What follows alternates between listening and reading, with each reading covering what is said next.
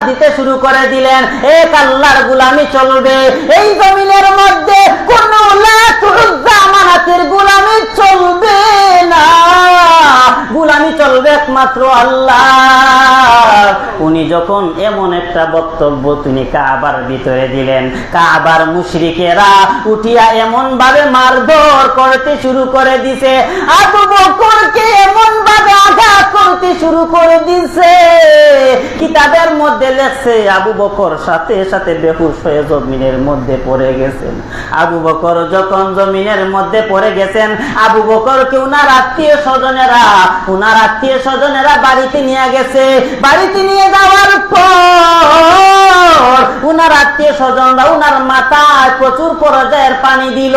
উনার মা মিলে মাথায় পানি দিলেন। পানি দিতে দিতে দিতে দিতে এক পর্যায়ে যখন আবু বকরের জ্ঞান ফিরে আসলো, আবু বকরের জ্ঞান ফিরে আসার পরে আবু বকরের মা বলে, বাবা তুমি কি একটু পানি খাইবা নাকি? আবু বকর ডাক দিয়ে বলে, মা পানি খাওয়াইবা পরে, আগে সংবাদ দাও আমার নবী কেমন আছে। পাগল হয়ে গেছে, এক মুহাম্মদের নাম জপে, এক নবীর নাম জপে, বেহুশ হয়ে গেছে মুহাম্মদকে মানতে গিয়া। তারপরেও মুহাম্মদের নাম নেই, আত্মীয় স্বজন সবাই চলে গেছে। মা বুঝায়, ওরে আমার সন্তান,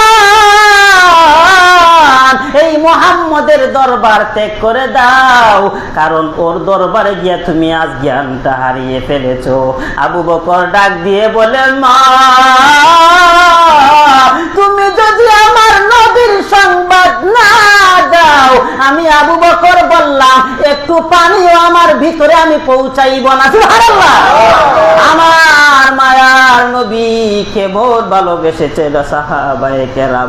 তারপরে মা তো দিলটা বড় নরম, আবু বকরকে নিয়া আল্লাহ রাসূলের কাছে চলে গেছেন।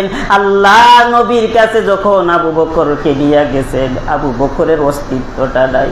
আল্লাহর নবীর কাছে গিয়ে আবু বকর যখন দাঁড়াইছে, আবু বকরকে আল্লাহ রাসূল বুকের সাথে জড়াইয়া চোখের পানি অজস্রে ফেলাইয়া কান্না করতেছেন।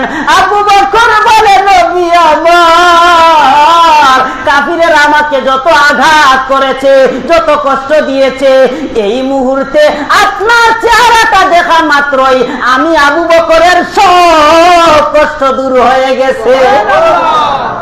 কেমন ভালোবাসা ছিল ওই নবীর জন্য, কেমন ভালোবাসা ছিল। তারা তো আল্লাহর রাসূলকে অনুসরণ করেছেন, আনুগত্য করেছেন।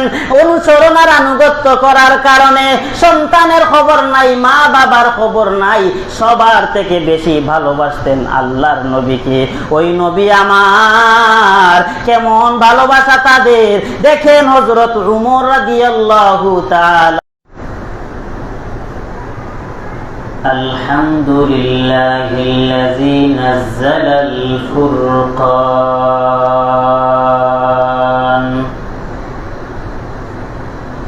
আল্লাযী নাযালাল ফুরকান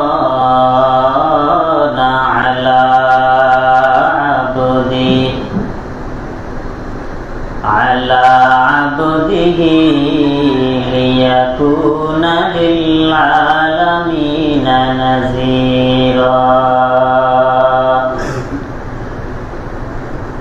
ওয়া খালাকা কুল্লা শাইইন ফাকাদ্দারাহু তাকদীরা।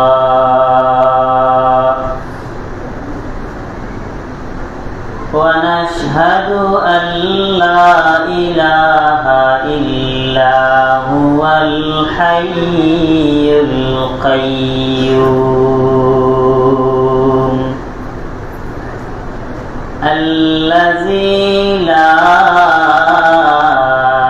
تأخذه سنة ولا نوم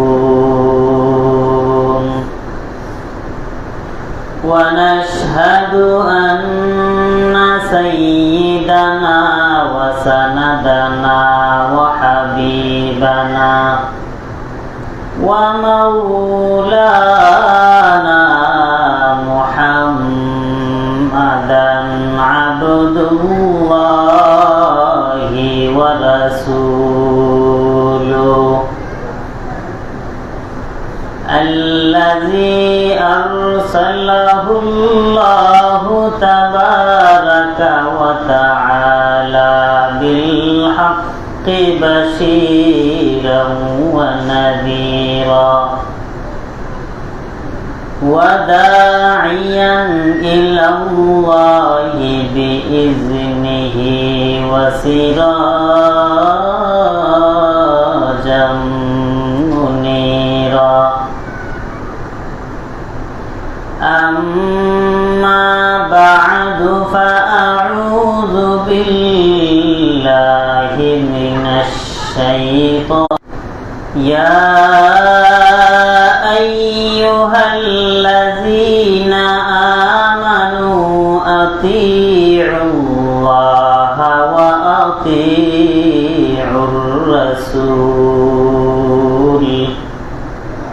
ولا تبطلوا أعمالكم وقال النبي صلى الله عليه وآله وسلم لا طاعة لمخلوق في معصية الخالق أو كما قال النبي عليه الصلاة والسلام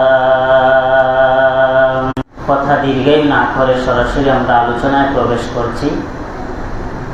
যে অল্প সময় আমরা জুমার দিনে পাই, এই অল্প সময়েও যদি আমরা খুব খেয়াল করে প্রত্যেকটি গুরুত্বপূর্ণ কথাগুলো আমরা পয়েন্ট করে আমাদের জীবনের সাথে ধারণ করতে পারি, তাহলে এই জুমার অল্প আলোচনাটাই আপনার জীবন পরিবর্তনের জন্য যথেষ্ট। কথা ঠিক না?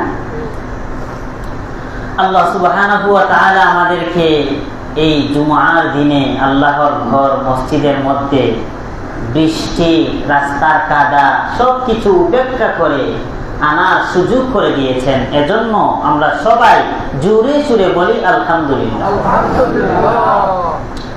আমার আলোচনা চলছিল রাসূল সাল্লাল্লাহু আলাইহি ওয়াসাল্লামের জীবনী সংক্রান্ত। রবিউল আউয়াল মাসের আজ চতুর্থ জুমা, আজকের জুমার মাধ্যমেই রবিউল আউয়াল মাসের জুমা শেষ হয়ে যাবে। প্রথম জুমায় বলেছিলাম যে এই পূর্ণ রবিউল আউয়াল মাসটা আমরা রাসূল সাল্লাল্লাহু আলাইহি ওয়াসাল্লামের জীবনী সম্বলিত আলোচনা করব। এর ওই ধারাবাহিকতায় আমরা আলোচনা চালিয়ে আসছিলাম। আজ শেষ জুমা। আল্লাহ রাসূলের জীবনী সম্বলিত আলোচনা যদি আমার জীবন ভর আমি করতে থাকি, তাহলে কি শেষ করা সম্ভব? সম্ভব না।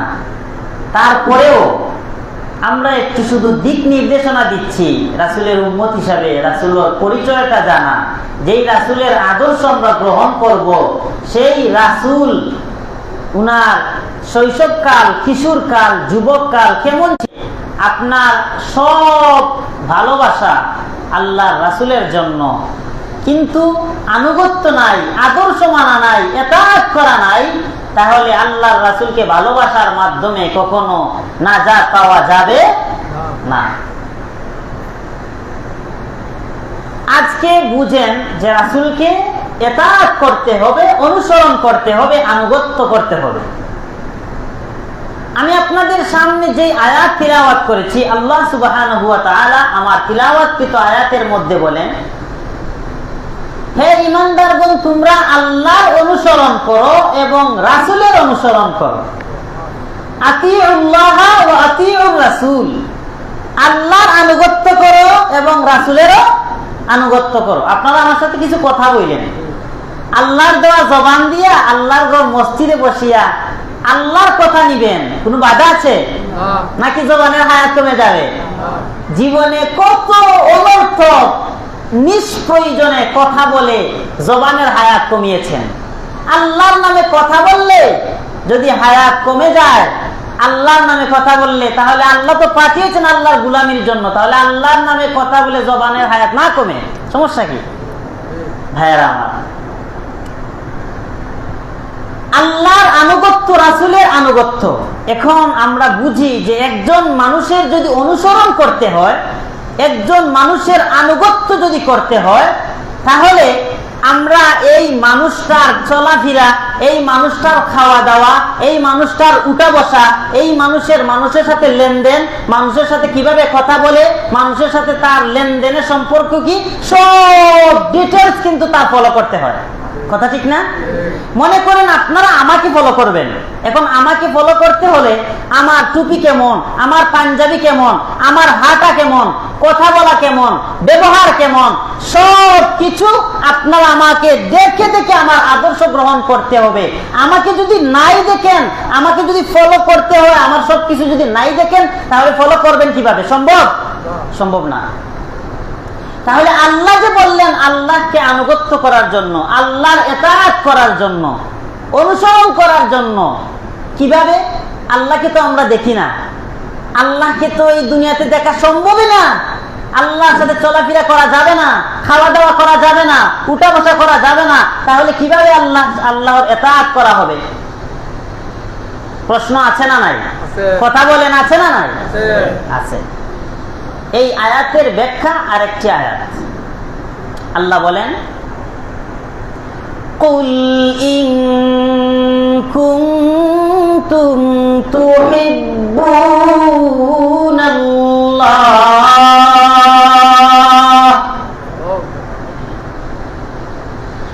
কুল ইন কুনতুম তুহিব্বুনাল্লাহ ফাত্তাবিউনি ইউহিব্বুকুমুল্লাহ।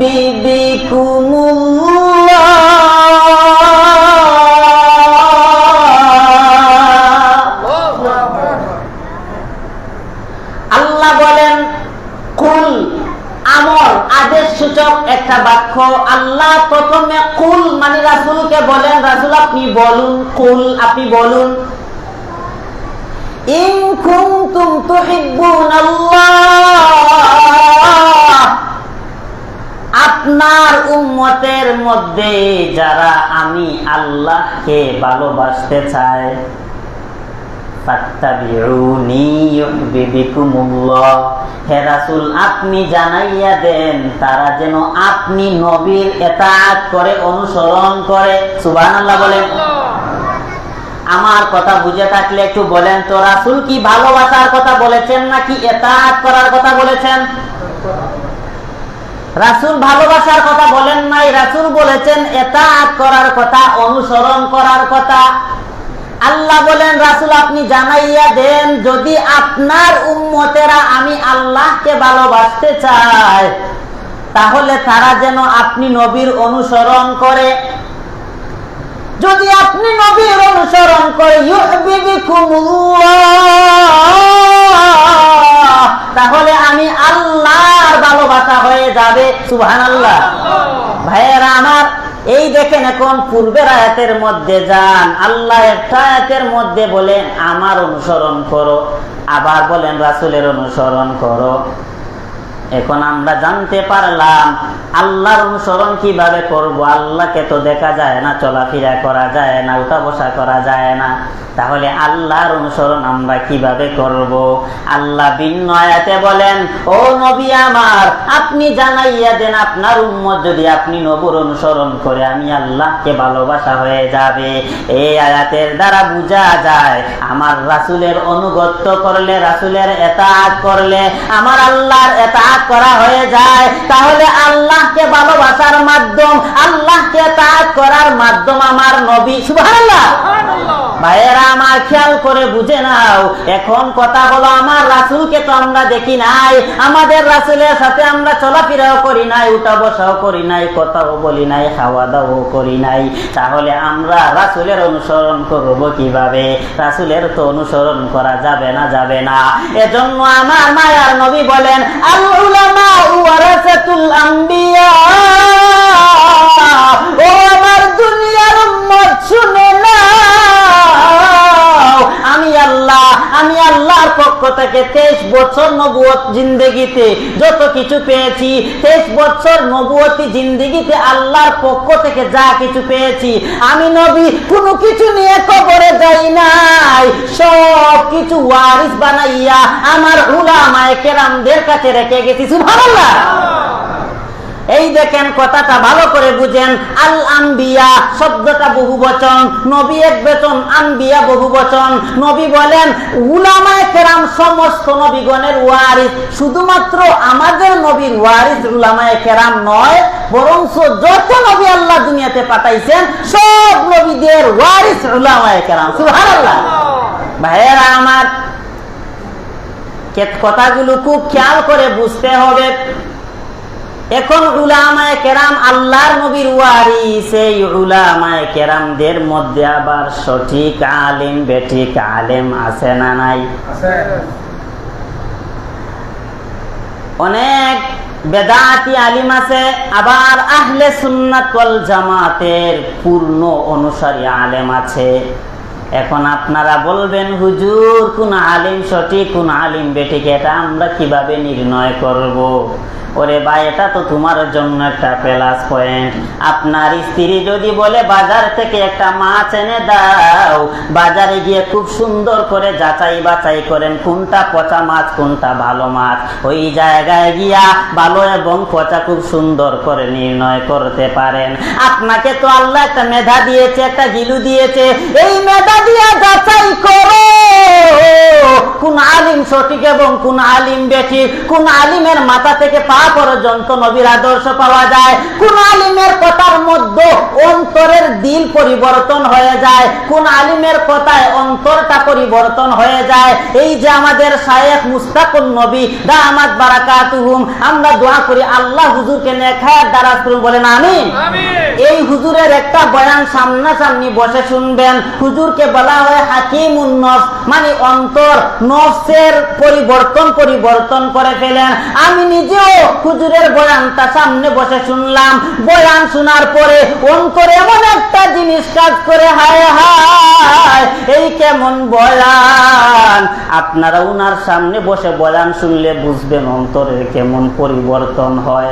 তাহলে হক্কানি আলিমদের সামনে বসে বয়ান শুনবা, অন্তরের মধ্যে একটা পরিবর্তন চলে আসবে। হক্কানি আলিমেরা জবান দিয়া গালমন্দ করবে না, অন্যের গীবত নিয়ে সারাদিন পরে থাকবে না। হক্কানি আলিম তুমি যাচাই করে সঠিকটা নির্ণয় করো, এরপরে আলিমের কথা অনুযায়ী চলো। আমার নবী বলেন আমাকে আমার আল্লাহ 23 বছরের নবুয়তি জিন্দেগিতে যা কিছু দিয়েছেন সব কিছু আমি উলামায়ে কেরামদের কাছে ওয়ারিস বানাইয়া রেখে গেলাম। এই উলামায়ে কেরামের কাছে যাও, ও আলেম আমি কিভাবে চলবো, কিভাবে খাইবো, কোন পথে চলবো, কোন পথ থেকে বিরত থাকবো, আমার চলাফেরার মাধ্যমটা শিখাইয়া দেন। আমার মা বাবার সাথে আমি কিভাবে ব্যবহার করব, মুরব্বীদের সাথে কিভাবে ব্যবহার করব, আমি যখন নামাজ পড়ব নামাজরত অবস্থায় আমি কিভাবে নামাজটা আদায় করব, নামাজের আগে ওযুটা আমি কিভাবে করব। একজন আলিমের ধারে যাও, আলিমের কাছে গিয়া সব কিছু আলিমের মাধ্যম থেকে জেনে নাও।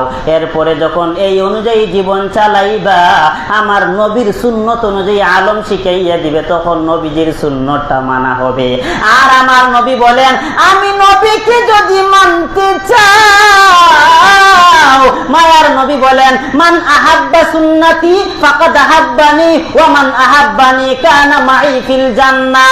আমি নবীকে যদি মানতে চাও, আমি নবীকে যদি ভালোবাসতে চাও, আমার সুন্নতের অনুসরণ করো, আমার সুন্নতটা ভালো করে মানো। রাসূলের সুন্নত মানবা, রাসূলকে ভালোবাসা হয়ে যাবে। রাসূলকে ভালোবাসবা, আমার আল্লাহকে ভালোবাসা হয়ে যাবে। আমার আল্লাহকে যদি ভালোবাসো মুমিন, ওয়ালা তাখাফু তোমাদের কোনো ভয় নাই, ওয়ালা তাহজানু তোমাদের কোনো চিন্তা নাই, ওয়া আবশিরু বিল জান্নাহ আমার আল্লাহ মৃত্যুর সময় তোমাকে জান্নাতের সুসংবাদ দিয়ে দিবে। আর আসতে বলেন সুবহানাল্লাহ। তাহলে আমরা জানতে পারলাম আল্লাহকে ভালোবাসার মাধ্যম রাসূলের ইতাআত করা, আর রাসূলের ভালোবাসার মাধ্যম রাসূলের সুন্নতটা মানা। রাসূলের সুন্নতটা কিভাবে মানব?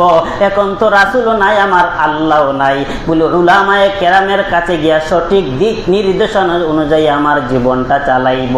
ও আমার ভাইয়েরা, ওই রাসূলকে মানো। কিভাবে মানবা? মানার মতো মানো। সাহাবায়ে কেরাম আমার মায়ার নবীকে কেমন করে মেনেছেন, টিকে কইভাবে মানো। আমার মায়ার নবীর প্রতি তাদের কেমন ভালোবাসা ছিল, আমার মায়ার নবীর অনুগত্য অনুসরণটা তারা কিভাবে করেছেন, ওইগুলো ভালো করিয়া জানো। তারপরে রাসূলের অনুসরণ করো, তারপরে রাসূলকে ভালোবাসো।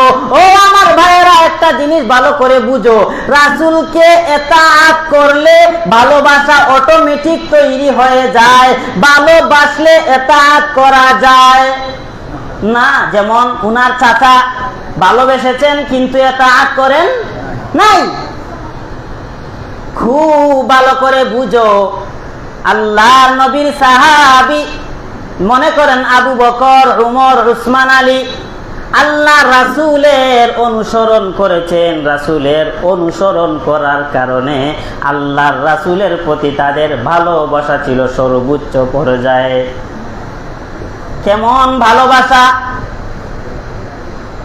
আল্লাহর নবীর কাছে সর্বপ্রথম কালিমা পড়ে মুসলমান হয়েছেন পুরুষদের মধ্যে হযরত আবু বকর। হযরত আবু বকর রাদিয়াল্লাহু তাআলা আনহু যখন আল্লাহর নবীর কাছে কালিমা পড়ে মুসলমান হয়ে গেলেন, ওই আবু বকর আল্লাহর রাসূলকে কতটুকু পর্যায়ের ভালোবাসতো, কেমন পর্যায়ের ভালোবাসতো। মুসলমান যখন এক এক করে ৩৮ জনের সমপর্যায়ে চলে গেছে, ৩৮ জন মুসলমান হয়ে গেছে। 3টা বছর পর্যন্ত আল্লাহর রাসূল নবুয়ত পাওয়ার পরে গোপনে দ্বীনের দাওয়াত দিয়েছেন। তখনও প্রকাশিত ভালো করে দিতে পারেন নাই, কারণ 3জন 4জন মুসলমান হয়েছে, তখন কিভাবে প্রকাশিত হবেন? একটু করে করে করে করে যখন মুসলমানের সংখ্যা বেড়ে গেল, এক পর্যায়ে যখন ৩৮ জন মুসলমান হয়ে গেল, আবু বকর রাদিয়াল্লাহু তাআলা আনহু আল্লাহর রাসূলের কাছে একদিন অনুমতি চাইলেন। ও নবী গো, আপনি একটু অনুমতি দেন যাতে করে প্রকাশ্যে দ্বীনের দাওয়াতটা দিতে পারি। আল্লাহ নবী বলেন, আবু বকর আর একটু সময় যাক, আর একটু সময় যাওয়ার পরে তুমি প্রকাশ্যে দ্বীনের দাওয়াত দিবা। আবু বকর অনেক আকুতি মিনতি করলেন। আকুতি মিনতি করার পরে আল্লাহর রাসূল অনুমতি দিয়া দিলেন। হযরত আবু বকরের নেতৃত্বে এই ৩৮ জন, কিসের আওয়াজ?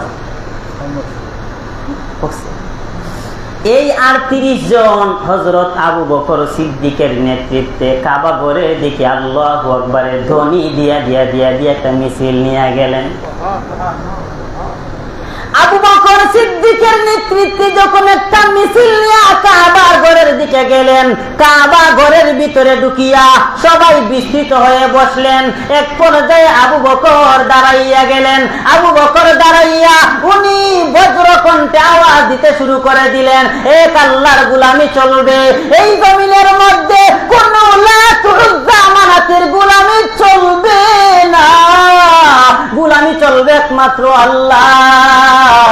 উনি যখন এমন একটা বক্তব্য তিনি কাবার ভিতরে দিলেন, কাবার মুশরিকেরা উঠিয়া এমন ভাবে মারধর করতে শুরু করে দিছে, আবু বকরকে এমন ভাবে আঘাত করতে শুরু করে দিছে, কিতাবের মধ্যে লেখছে আবু বকর সাথে সাথে বেহুশ হয়ে জমিনের মধ্যে পড়ে গেছেন। আবু বকর যখন জমিনের মধ্যে পড়ে গেছেন, আবু বকরকে উনার আত্মীয় স্বজনেরা বাড়িতে নিয়ে গেছে। বাড়িতে নিয়ে যাওয়ার পর উনার আত্মীয় স্বজনরা উনার মাথায় প্রচুর পর্যায়ের পানি দিল। উনার মা মিলে মাথায় পানি দিলেন। পানি দিতে দিতে দিতে দিতে এক পর্যায়ে যখন আবু বকরের জ্ঞান ফিরে আসলো, আবু বকরের জ্ঞান ফিরে আসার পরে আবু বকরের মা বলে, বাবা তুমি কি একটু পানি খাইবা নাকি? আবু বকর ডাক দিয়ে বলে, মা পানি খাওয়াইবা পরে, আগে সংবাদ দাও আমার নবী কেমন আছে।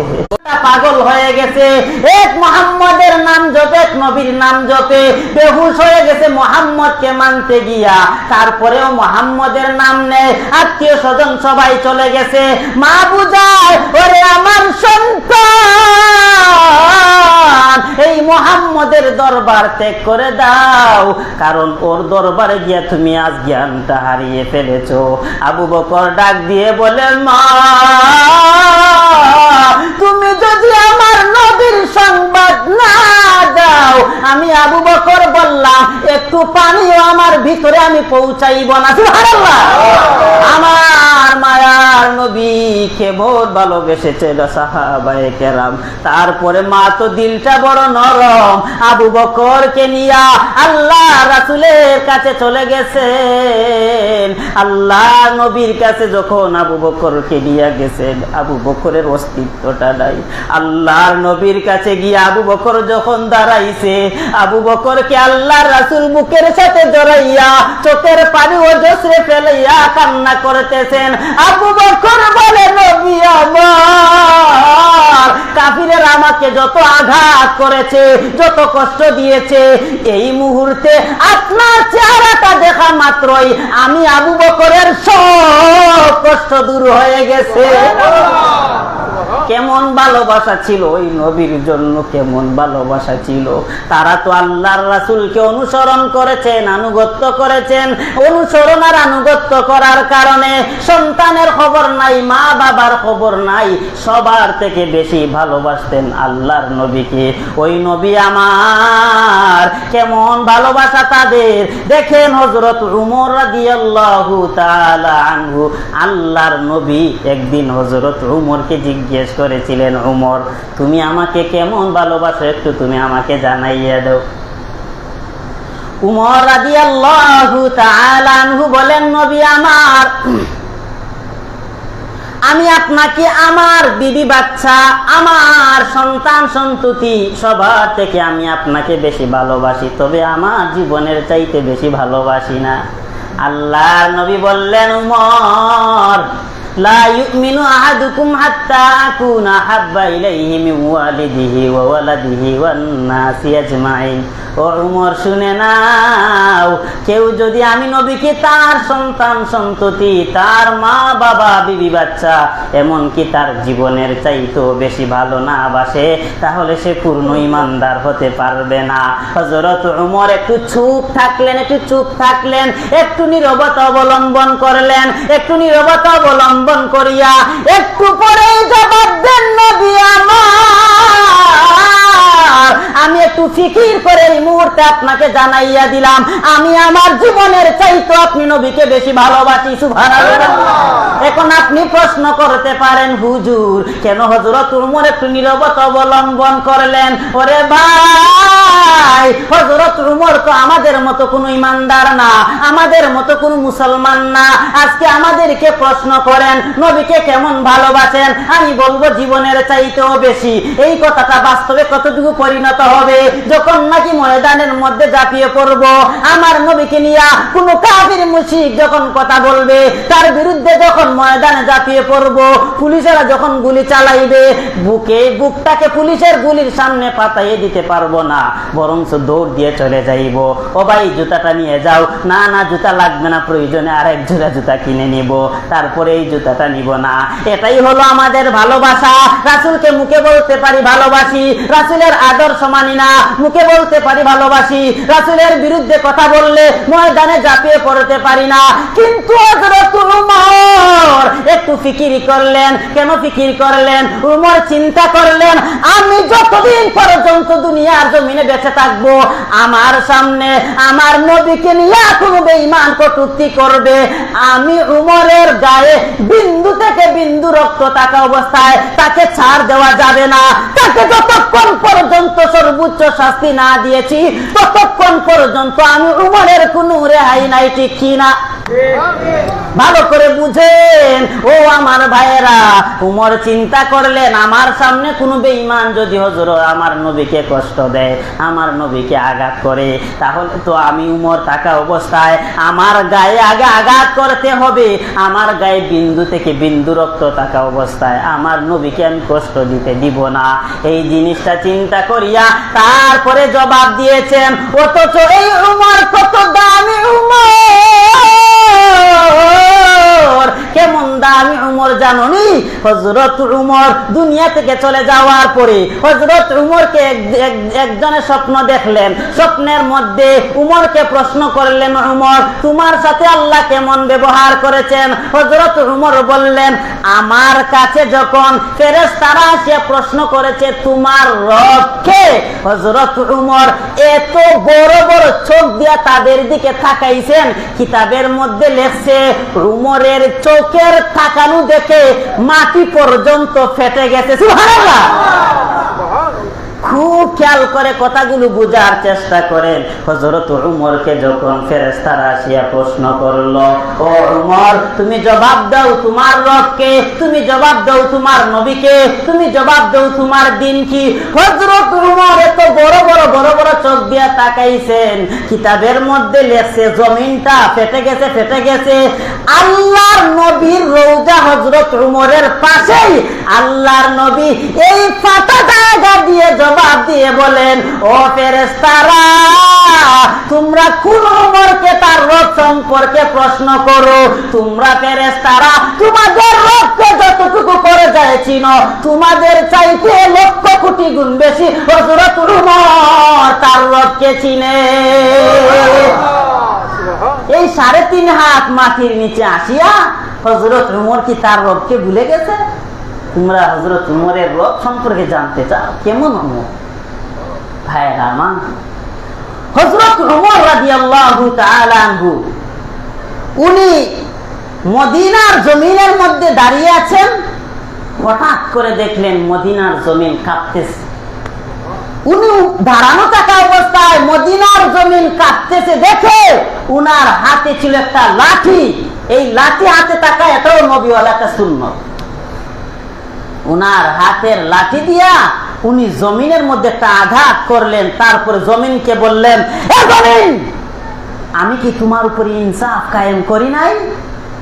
আমি উমর, তুমি জমিনের উপরে দাঁড়িয়ে থাকা অবস্থায় তুমি কাঁপো কেন? আল্লাহু আকবার বলবে না? কিতাবের মধ্যে লেখছে এই দিন থেকে শুরু করে আজও পর্যন্ত মদিনার জমিনে কোনো কম্পন হয় না। সুবহানাল্লাহ। ভাইয়েরা আমার, কেমন উমর! যে উমর রাসূলকে সর্বোচ্চ ভালোবাসেন কিনা একটু সময় নিতে হয়। কেমন উমর! মিশরের নদীর মধ্যে পানি নাই, মিশরের জমিনের মধ্যে, মিশরের নদীর মধ্যে পানি নাই। হযরত উমর জানতে পারলেন যে তাদের এই নদীতে পানি না থাকার কারণে তারা সুন্দরী রমণীদেরকে সুন্দর করে সাজিয়ে গুজিয়ে তারা এই নদীর কিনারায় রেখে দিত। আর সুন্দরী রমণীদেরকে রাখার কারণে নদীর মধ্যে পানি আসতো। হযরত উমর যখন এই বিষয়টা জানতে পারলেন, চিন্তা করলেন, হায় হায়, ইসলামে তো এমন কোনো প্রথা নেই, ইসলামে তো এমন কোনো বিষয় নাই, তাহলে এটা কেমন বিষয়? হযরত উমর এই সরাসরি নদীকে লক্ষ্য করে 2টা কথা লিখেছেন। সুবহানাল্লাহ। নদীকে লক্ষ্য করে চিঠির মধ্যে 2টা কথা লিখেছেন। 1 নাম্বার, হে নদী, তুমি যদি আল্লাহর হুকুমে জারি হয়ে থাকো, আমার চিঠিটা পাওয়া মাত্রই সাথে সাথে তুমি জারি হয়ে যাবে। আর তুমি যদি আল্লাহর হুকুমে জারি না হও, তোমার মতো পানি আমাদের কোনো দরকার নাই। এই কথাটা হযরত উমর একজন বার্তাবাহকের মাধ্যমে পাঠাইয়া দিয়েছেন। যেই মাত্র মিশরের নদীর মধ্যে হযরতের উমরের চিঠি রাখা হয়, কিতাবের মধ্যে লেখছে জমিন থেকে 8 ফিট উপরে পানি উঠে গেছে। সুবহানাল্লাহ। আজও পর্যন্ত এই পানি কমে নাই, এমনকি কমবেও না। কেমন উমর! অর্ধ জগতের খলিফা হযরত উমর। এই উমর রাদিয়াল্লাহু তাআলা আনহু আল্লাহর রাসূলকে জীবনের চাইতেও আছেন। এই ফোন করেন মনে মনে, জীবনে কয়দিনও বাঁচবো, যতদিন বাঁচি আল্লাহ রাসূলকে সর্বোচ্চ ভালোবেসে তারপর দুনিয়াতে থাকবো, জীবন ধারণ করব। আমাদের সামনে কোন নাস্তিক আর মুরতাদ আমার রাসূলকে নিয়ে কথা বলবে, তাকে আমরা সুস্থ অবস্থায় ছেড়ে দিব না। শরীরের মধ্যে বিন্দু রক্ত থাকা অবস্থায় ততক্ষণ পর্যন্ত সর্বোচ্চ শাস্তি না দিয়েছি, ঘরের মধ্যে কেউ ফিরে আসবো না ইনশাআল্লাহ। বলেন সবাই ইনশাআল্লাহ। এই পণ মনে মনে করেন, এই পণ যদি মনে মনে করেন, আমি কথা দিলাম ছোট মানুষ, আল্লাহর রাসূলের প্রতি এমন ভালোবাসা, আল্লাহর রাসূল তোমাকে সুপারিশ করে জান্নাতে নিয়ে যাবে। ভাইয়েরা আমার, এজন্য নবী বলেন, হে আমার উম্মতেরা, তোমরা যদি আল্লাহকে ভালোবাসতে চাও, আমি নবীর ইতাআত করো, অনুসরণ করো। আমি রাসূলের অনুসরণ করলে কি হবে জানোনি? ওয়ায়াগফির লাকুম যুনুবাকুম, আমার আল্লাহ তোমাদের সমস্ত গুনাহগুলো ক্ষমা করে দিবেন, কারণ আমার আল্লাহ হয়েছেন সবচেয়ে বড় ক্ষমাশীল, দয়ালু। ও আমার ভাইয়েরা, এজন্য আমার নবীকে যদি মানতে চাও, আমার রাসূলের সব সুন্নত গুলা সুন্দর করে মানো। এই যে আপনারা যারা মসজিদে আসেন, আপনাদের কাছে অনুরোধ করে যাই, এই দুনিয়াতে কয়দিন বাঁচবা, এই দুনিয়াতে বেশি দিন থাকার কোনো সুযোগ নাই। আল্লাহর নবীর সাহাবী হযরত ইবনে উমরের কাদের মধ্যে আল্লাহ রাসূল হাত দিয়ে বলেছিলেন, ও ইবনে উমর, এই দুনিয়ার মধ্যে তুমি এমন ভাবে চলবা যেন তুমি একজন মুসাফির। কুন ফিদ দুনিয়া কাআন্নাকা গরীব আও আবির সাবিল। ও ইবনে উমর, জমিনের মধ্যে এমন ভাবে চলবা যেন তুমি একজন মুসাফির। আমি আপনাদেরকে উদাহরণ দিয়া বুঝাই।